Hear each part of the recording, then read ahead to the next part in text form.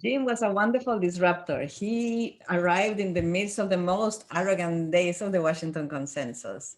Economists, I was one of them, felt all powerful and superior to other ways of seeing the world. We genuinely believed if only governments got their incentives right, we would solve all the world's problems. Jim saw through that and, in his unique way, cut through that taboo. In spite of huge opposition from inside and from outside the bank, he brought in governance, corruption, and many other dimensions because he understood the complexity of our economic and our social system. But for me, the most important disruption was the way that Jim helped us see the poor. The preparation for the annual meetings is always or was always a very hectic time where all the departments contributed and wanted to see their initiatives featured in the president's speech.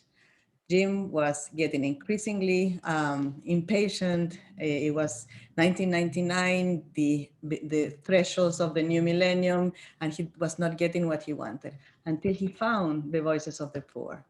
A World Bank study that interviewed 60,000 poor people in 60 countries to understand what they thought about what they needed. And he proceeded to present these voices to the ministers of finance and the central bank governors in the development committee and in the annual meeting speech. Jim said, the poor are assets in the development fight. They are not objects of charity. They can build their future if given an opportunity and hope.